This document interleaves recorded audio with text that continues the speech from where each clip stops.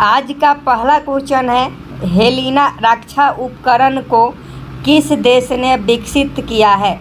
1 number प्रश्न का फटाफट राइट आंसर कमेंट बॉक्स में छाप दीजिए। हेलिना रक्षा उपकरण को किस देश ने विकसित किया है, करंट अफेयर्स का सवाल है। फटाफट कमेंट बॉक्स में बताएं कि हेलिना रक्षा उपकरण को किस देश ने विकसित किया है। 1 का अगर आप ऑप्शन है भारत बता रहे हैं तो आप सभी का बिल्कुल राइट आंसर है। भारत ने हेलिना रक्षा उपकरण को विकसित किया है। अगला क्वेश्चन देखिए कि निम्नलिखित में कौन सुमेलित नहीं है। सुमेलित नहीं है आपको बताना है। तो देखिए सुंदरवन कहाँ है। सुंदरवन आपका पश्चिम बंगाल में है, बिल्कुल राइट आंसर है। भितरकनिका कहाँ है, उड़ीसा में है, ये भी बिल्कुल राइट आंसर है। पीताम्बरम कहाँ है, तो पीताम्बरम तमिलनाडु में है, ये भी सही आंसर है। लेकिन वेबनाड जो है कर्नाटका में नहीं है, तो ये आपका बिल्कुल गलत है और ये सुमेलित नहीं है। तो 2 का अगर आप ऑप्शन डी बता रहे हैं तो आपका बिल्कुल करेक्ट हो जाएगा। अगला क्वेश्चन 3 नंबर का सही जवाब बताएं। किस बंदरगाह को कॉफ़ी बंदरगाह के नाम से जाना जाता है। बहुत इम्पोर्टेंट क्वेश्चन है, याद रखिएगा। किस बंदरगाह को कॉफ़ी बंदरगाह के नाम से जाना जाता है। 3 का फटाफट सही जवाब बताएं। 3 का अगर आप ऑप्शन बी सैंटोस बता रहे हैं तो आपका बिल्कुल सही जवाब है। सैंटोस बंदरगाह को कॉफ़ी बंदरगाह के नाम से जाना जाता है। नेक्स्ट प्रश्न, राष्ट्रीय पोषण संस्था कहाँ स्थित है। 4 नंबर प्रश्न का फटाफट सही जवाब कमेंट बॉक्स में कमेंट करेंगे कि राष्ट्रीय पोषण संस्थान कहाँ स्थित है। 4 का अगर आप ऑप्शन डी हैदराबाद बता रहे हैं तो आपका बिल्कुल राइट आंसर है। राष्ट्रीय पोषण संस्थान हैदराबाद में स्थित है। 4 का आपका ऑप्शन डी बिल्कुल राइट आंसर हो जाएगा। अगला क्वेश्चन देखिए 5 नंबर कौन सुमेलित नहीं है, और यहाँ से 4 क्वेश्चन आपका क्लियर हो जाएगा। समझे कि नहीं, तो ध्यान से देखिए कौन सुमेलित नहीं है। सूची 1 और सूची 2। तो सबसे पहले रेनेटिंग की बात करते हैं। रेनेटिंग की बात करते हैं तो रेनेटिंग जो है, रेनेटिंग की बात करते हैं तो रेनेटिंग पनीर से संबंधित है, ये बिल्कुल राइट आंसर है। जौ प्रौद्योगिकी प्लाज्मिड से संबंधित है, ये भी सही है। गोल्डन चावल में विटामिन ए पाया जाता है। बिहार पुलिस में क्वेश्चन पूछा गया है कि गोल्डन चावल में कौन सा विटामिन पाया जाता है, तो विटामिन ए पाया जाता है। ओजोन परत ट्रोपोस्फियर से संबंधित नहीं है। ओजोन परत ट्रोपोस्फियर से संबंधित नहीं है, तो 5 का ऑप्शन डी बिल्कुल करेक्ट हो जाएगा। अगला क्वेश्चन देखिए 6 नंबर, इसका सही जवाब देख लीजिए। 5 का देख लीजिए आप लोग, और इसका देख लीजिए 6 नंबर के उष्णकटिबंधीय सदाबहार वन भारत के किन किन क्षेत्रों में पाए जाते हैं। 6 नंबर प्रश्न का सही जवाब बताएं। उष्णकटिबंधीय सदाबहार वन भारत के किन किन क्षेत्रों में पाए जाते हैं। 6 नंबर प्रश्न का सही जवाब बताएं। ऑप्शन इसका सी बिल्कुल राइट आंसर है। उष्णकटिबंधीय सदाबहार वन पश्चिमी घाट के पूर्वी ढाल पर पाया जाता है और उत्तर पूर्वी क्षेत्र की पहाड़ियों पर पाया जाता है। 1 नंबर नहीं होगा, यहाँ 2 होगा। अंडमान और निकोबार द्वीप समूह में। तो उष्णकटिबंधीय सदाबहार वन जो है अंडमान और निकोबार द्वीप समूह में और उत्तर पूर्वी क्षेत्र की पहाड़ियों पर पाया जाता है। तो ऑप्शन सी केवल 2 और 4 बिल्कुल राइट आंसर हो जाएगा। अगला क्वेश्चन देखिए 7 नंबर, हिमालयी पर्वत श्रृंखला किसका उदाहरण है। 7 नंबर प्रश्न का फटाफट सही जवाब बताएं। हिमालयी पर्वत श्रृंखला किसका उदाहरण है। 7 का अगर आप ऑप्शन डी वलित पर्वत बता रहे हैं तो आपका बिल्कुल राइट आंसर हो जाएगा। याद रखिएगा हिमालयी पर्वत श्रृंखला किसका उदाहरण है, तो वलित पर्वत का उदाहरण है। नेक्स्ट प्रश्न देखिए, करेवा वैली स्थित है। करेवा घाटी जिसे बोलते हैं, वैली मतलब घाटी होता है, तो करेवा वैली स्थित है। फटाफट कमेंट बॉक्स में छाप दीजिए करैवा वैली स्थित है। 8 का अगर आप ऑप्शन ए बता रहे हैं कश्मीर में, तो आपका बिल्कुल राइट आंसर है करैवा वैली कश्मीर राज्य में स्थित है। अगला क्वेश्चन बहुत इम्पोर्टेंट है कि किस आंदोलन के दौरान ऑपरेशन 0 आवर चलाया गया था। ये क्वेश्चन बिहार के किसी न किसी एग्जाम में पूछा गया है, तो आपके लिए यह क्वेश्चन बहुत ही महत्वपूर्ण है कि किस आंदोलन के दौरान ऑपरेशन 0 आवर चलाया गया था। 9 का अगर आप ऑप्शन बी भारत छोड़ो आंदोलन बता रहे हैं, तो आपका बिल्कुल सही जवाब है भारत छोड़ो आंदोलन के दौरान ऑपरेशन 0 आवर चलाया गया था। 9 का ऑप्शन बी बिल्कुल करेक्ट हो जाएगा।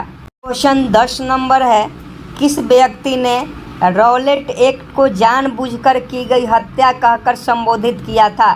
फटाफट 10 नंबर प्रश्न का सही जवाब बताएं। किस व्यक्ति ने रॉलेट एक्ट को जानबूझकर की गई हत्या कहकर संबोधित किया था। 10 का अगर आप ऑप्शन बी CF एंड्रयूज बता रहे हैं, तो आपका बिल्कुल राइट आंसर है CF एंड्रयूज ने रॉलेट एक्ट को जानबूझकर की गई हत्या कहकर संबोधित किया था।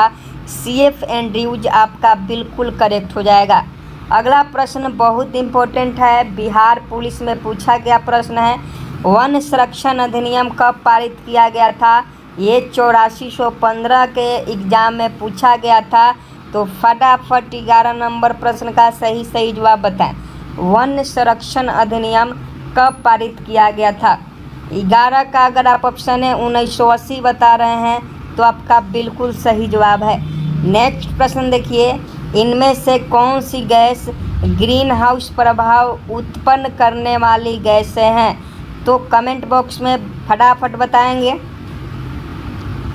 12 का अगर आप ऑप्शन डी बता रहे हैं इनमें से सभी, तो ये आपका बिल्कुल सही जवाब है। जलवाष्प है, मीथेन है और ओजोन है, तो ये बिल्कुल ऑप्शन डी सही जवाब हो जाएगा। अगला क्वेश्चन देखिए कि सिगरेट के धुएं में मुख्य प्रदूषक है। 13 नंबर प्रश्न का सही जवाब बताएं। सिगरेट के धुएं में मुख्य प्रदूषक हैं।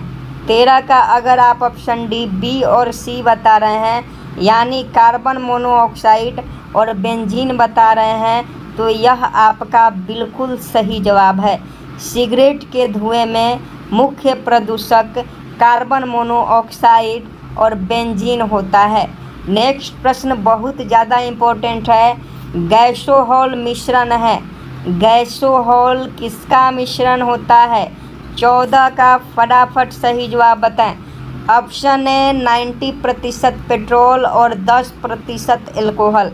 90% पेट्रोल और 10% एल्कोहल के मिश्रण को गैसोहॉल कहा जाता है। ऑप्शन ए बिल्कुल सही जवाब। नेक्स्ट प्रश्न देखिए, यदि एक वस्तु एक समान गति से वृत्ताकार पथ पर गतिशील है, तो इसका त्वरण का मान क्या होगा। फटाफट 15 नंबर प्रश्न का आंसर करेंगे। देखिए, अगर आप इसका ऑप्शन से इसका वेग परिवर्तित होता रहता है। अगर आप ऑप्शन सी बता रहे हैं, तो आपका बिल्कुल राइट आंसर हो जाएगा।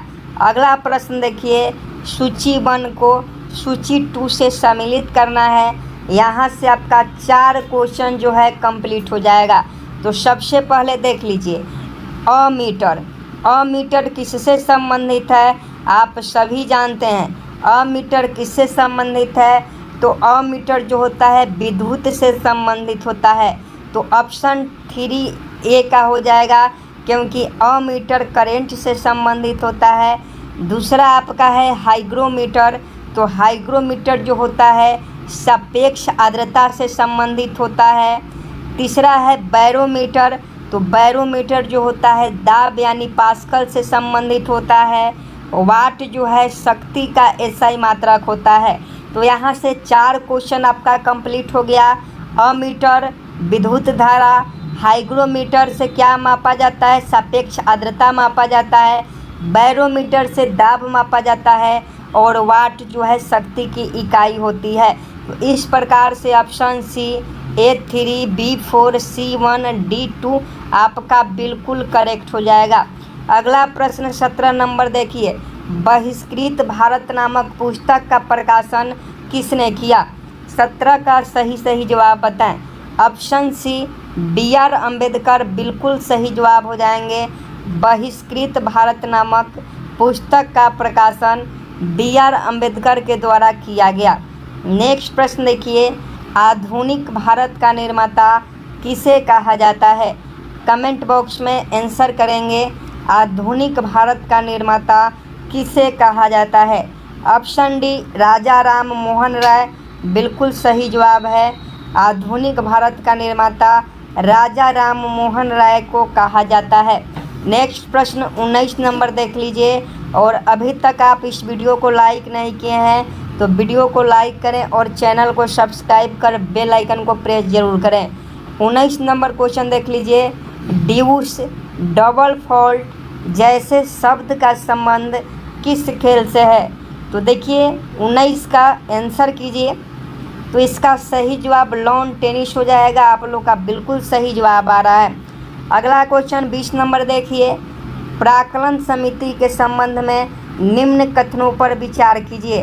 ध्यान दीजिएगा, इसमें सदस्यों की संख्या 25 होती है। दूसरा है, इसके सदस्य में 10 सदस्य लोकसभा से और 15 राज्यसभा के होते हैं। तीसरा है, इसका कार्यकाल 3 वर्ष का होता है। चौथा है, कोई भी मंत्री समिति का सदस्य नहीं होता है। तो 20 का सही जवाब जो हो जाएगा, ये आपका 4 बिल्कुल सही है, यानी केवल 4 हो जाएगा। कोई भी मंत्री समिति का सदस्य नहीं होता है, यानी कोई भी मंत्री प्राक्कलन समिति के सदस्य नहीं होता है। तो 20 का केवल 4 बिल्कुल राइट आंसर हो जाएगा। अगला क्वेश्चन 21 नंबर, कतई जहर है, राज्यपालों की सम्मेलन की अध्यक्षता कौन करता है? राज्यपालों की सम्मेलन की अध्यक्षता कौन करता है?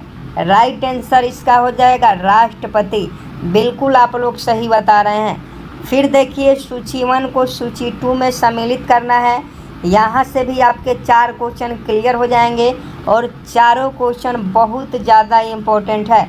तो देखिए, सुमेलित करना है तो सबसे पहले आपको क्या करना होगा, सुमेलित कीजिए। यहाँ सूची 1 को सूची 2 से सम्मिलित करना है, तो सुमेलित कीजिए।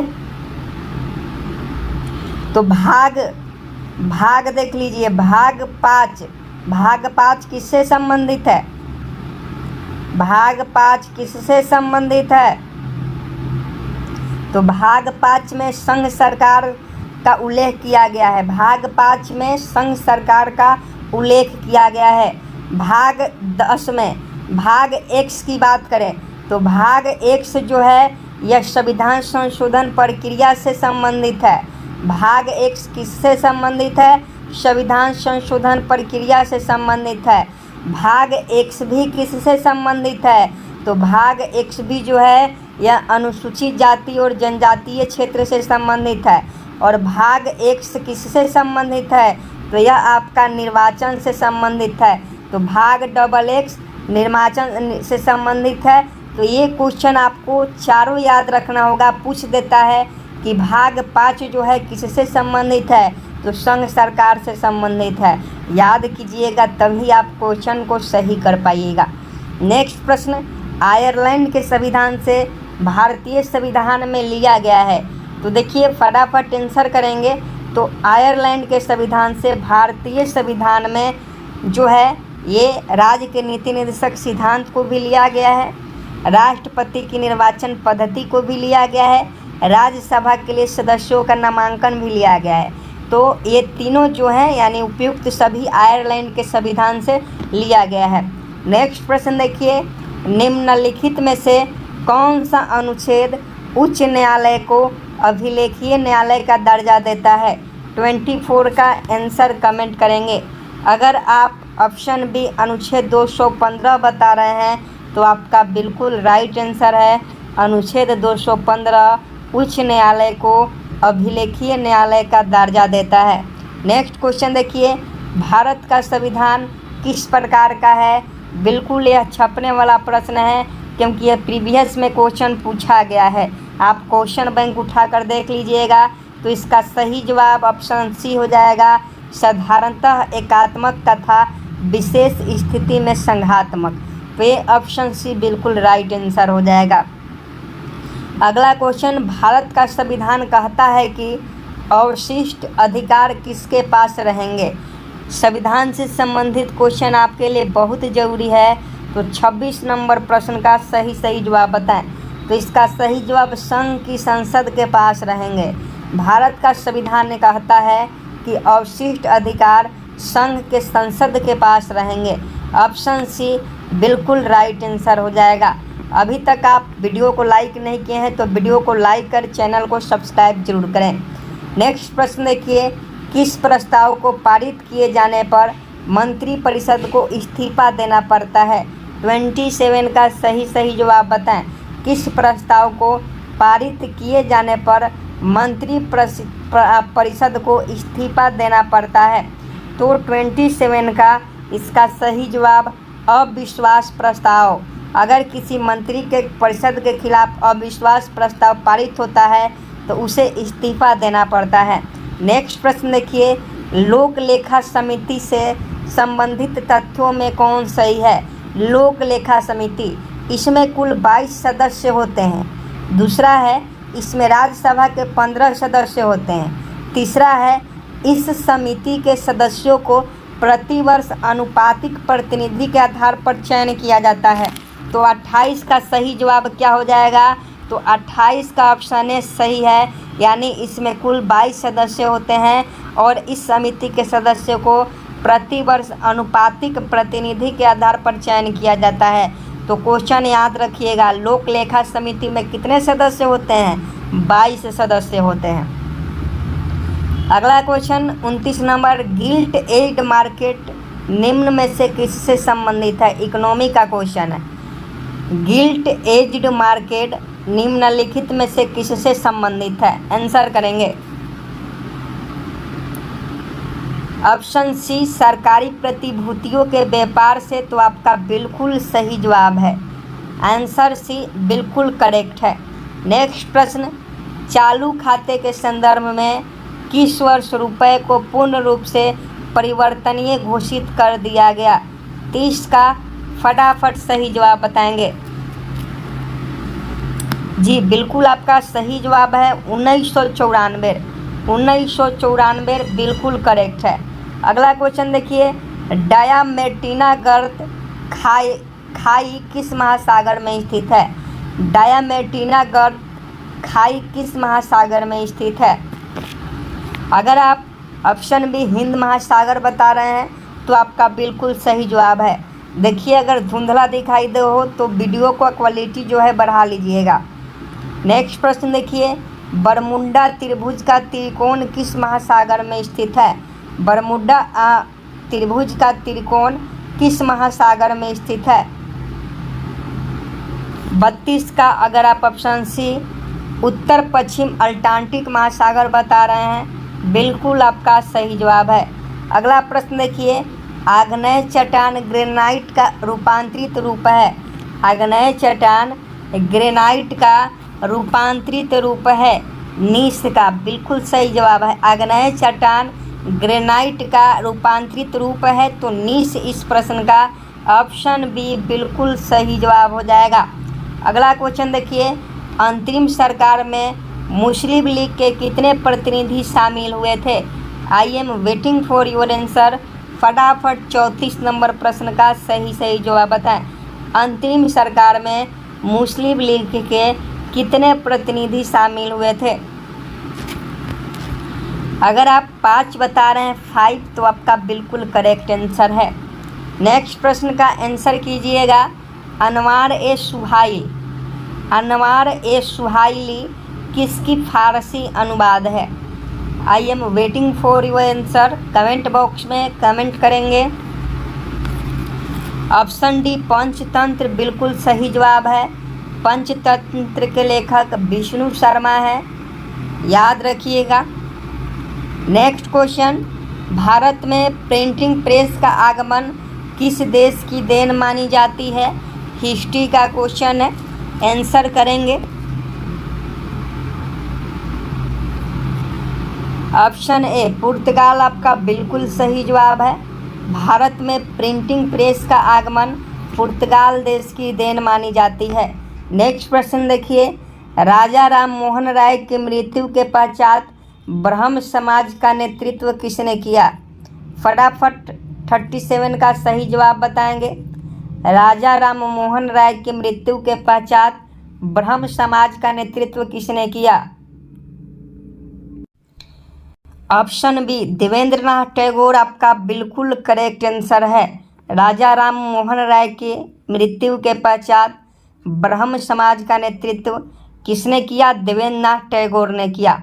नेक्स्ट प्रश्न देख लीजिए 38 नंबर, निम्नलिखित में से किन व्यक्तियों ने द्वितीय गोलमेज सम्मेलन में भाग लिया? निम्नलिखित में से किन व्यक्तियों ने द्वितीय गोलमेज सम्मेलन में भाग लिया? फटाफट कमेंट बॉक्स में कमेंट करेंगे। तो देखिए, महात्मा गांधी ने भी द्वितीय गोलमेज सम्मेलन में भाग लिया था, सरोजिनी नायडू ने भी और मदन मोहन मालवीय ने भी। तो इसका सही जवाब ऑप्शन डी हो जाएगा। मौलाना आज़ाद द्वितीय गोलमेज सम्मेलन में भाग नहीं लिए थे, तो सही जवाब ऑप्शन डी हो जाएगा। अगला क्वेश्चन देखिए, भक्ति आंदोलन को दक्षिण से उत्तर भारत लाने का श्रेय किसे दिया गया है? भक्ति आंदोलन को दक्षिण से उत्तर भारत लाने का श्रेय किसे दिया गया है? सही जवाब कमेंट करेंगे। रामानंद आपका बिल्कुल सही जवाब है। भक्ति आंदोलन को दक्षिण से उत्तर भारत लाने का श्रेय रामानंद को जाता है। अगला प्रश्न सुमेलित करना है और यहाँ से भी बौद्ध संगति से पूछने वाले 4 प्रश्न आपके क्लियर हो जाएंगे। तो आपको सबसे पहले 40 नंबर प्रश्न को सुमेलित करना पड़ेगा। तो सुमेलित कीजिए। प्रथम बौद्ध संगति अजातशत्रु के शासनकाल में राजगृह में होती है। प्रथम बौद्ध संगति अजातशत्रु के शासनकाल में राजगृह में होती है। द्वितीय बौद्ध संगति कालाशोक के शासनकाल में होती है। तृतीय बौद्ध संगति जो है वह अशोक के शासनकाल में होती है। और चौथी बौद्ध संगति जो है कनिष्क के शासनकाल में होती है, कुंडलवन कश्मीर में। और द्वितीय और तृतीय बौद्ध संगति आप लोग कमेंट बॉक्स में बताइएगा कि कहाँ हुआ था। एक वैशाली हुआ था और एक आपका कहाँ हुआ था? पटना में हुआ था, पाटलिपुत्रा। अगला क्वेश्चन देखिए, गांधी जी के निम्नलिखित आंदोलन को काल क्रमानुसार व्यवस्थित करें। तो सबसे पहले गांधी जी ने कौन सा आंदोलन किया? अहमदाबाद मिल हड़ताल किया, उसके बाद खेरा आंदोलन किया, उसके बाद रोलेक्स सत्याग्रह हुआ, उसके बाद असहयोग आंदोलन हुआ। तो ऑप्शन डी बिल्कुल राइट आंसर है। अगला क्वेश्चन देखिए, नाभिक के अलावा कोशिका के किस कोशिकांग में डीएनए होता है? आंसर कमेंट करेंगे। ऑप्शन डी माइटोकॉन्ड्रिया बिल्कुल सही जवाब है। नाभिक के अलावा कोशिका के माइटोकॉन्ड्रिया कोशिकांग में डीएनए होता है। अगला प्रश्न 43 नंबर, किन गुणों में हार्मोन में एंजाइम से भिन्न होते हैं? किन गुणों में हार्मोन में एंजाइम से भिन्न होते हैं? फटाफट कमेंट करेंगे।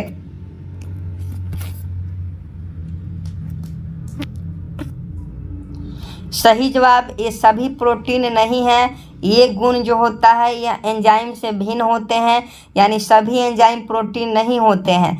तो ऑप्शन डी बिल्कुल राइट आंसर हो जाएगा। अगला क्वेश्चन देखिए 44 नंबर, निम्न में कौन सा रोग विटामिन ए की कमी के कारण होता है?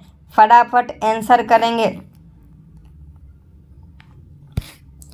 देखिए, विटामिन ए की कमी से कौन सा रोग होता है? फटाफट कमेंट करेंगे। रतौंधी ऑप्शन में तो है नहीं, तो क्या सही जवाब हो जाएगा? तो जीरोफैथेलेमिया आपका बिल्कुल सही जवाब है।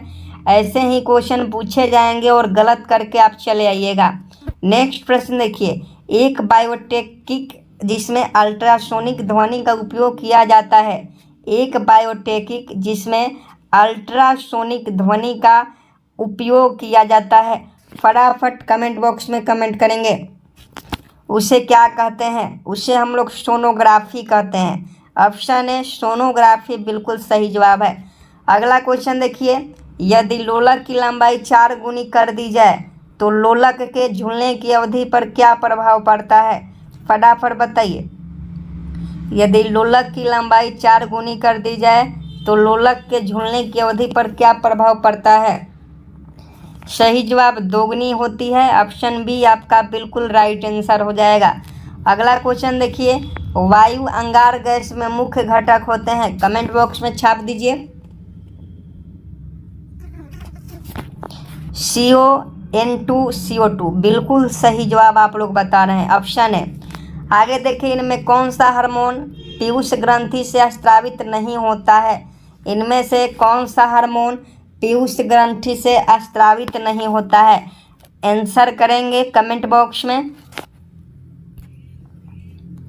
ऑप्शन डी कैल्सीटोनिन आपका बिल्कुल सही जवाब हो जाएगा। अगला क्वेश्चन देखिए, मादा जनन तंत्र में किसको मुख्य जनन अंग कहा जाता है? मादा जनन तंत्र में किसको मुख्य जनन अंग कहा जाता है? ऑप्शन है डिंड वाहिनी नलिका बिल्कुल आपका करेक्ट है। आज का लास्ट क्वेश्चन है 50 नंबर, और 50 नंबर आपका होमवर्क का क्वेश्चन है। क्वेश्चन है कि निम्नलिखित में कौन सा कार्बोहाइड्रेट पाचन का अंतिम उत्पाद है? तो इस प्रश्न का सही जवाब होमवर्क में करके आइएगा। और बिहार पुलिस की तैयारी करते हैं तो मन लगा के तैयारी कीजिए, ऐसे ही क्वेश्चन आपके पूछा जाएगा। यहाँ देख लीजिए, महाजनपद एवं उसकी राजधानी। मगध की राजधानी गिरिवर्ध थी, अंग की राजधानी चंपा थी, वजित संघ की वैशाली थी, काशी का वाराणसी था, वत्स का कौशाम्बी था, कुरु का इंद्रप्रस्थ था, कंबोज का हटक था और अस्म का पोटली था। वैसे ही यहाँ देखिए, कौशल का श्रावस्ती था, अवंती का उज्जैन था, मल्ल का कुशावती था, पंचाल का अहिच्छित्र था, चेदी का शक्तिमती था, मत्स्य का विराटनगर था, सुरसेन का मथुरा था और गंधार का तक्षशिला था। 16 महाजनपदों की राजधानी आपको हमने बता दिया। अगर महाजनपद से संबंधित राजधानी पूछे तो उम्मीद है आप सही कर दीजिएगा। और आपको बता दें कि ऐसे ही क्वेश्चन आपके बिहार पुलिस में पूछे जाएंगे, कहीं और से नहीं पूछे जाएंगे। तो आप ये मत सोचिए कि पूछे जाएंगे नहीं पूछे जाएंगे, आप बस मन लगा के तैयारी कीजिए, क्योंकि पढ़िएगा तभी क्वेश्चन आएंगे, नहीं पढ़िएगा नहीं आएंगे। क्योंकि आप लोग कहते हैं कि सर एक क्वेश्चन पूछा जाएगा, तो अगर आप जानते हैं कि ये क्वेश्चन पूछा जाएगा तो आप पढ़िए ना। अगर आपको लगता है कि नहीं पूछा जाएगा तो मत पढ़िए, आगे आपकी मर्जी। चैनल को सब्सक्राइब कर बेल आइकन को प्रेस कीजिए।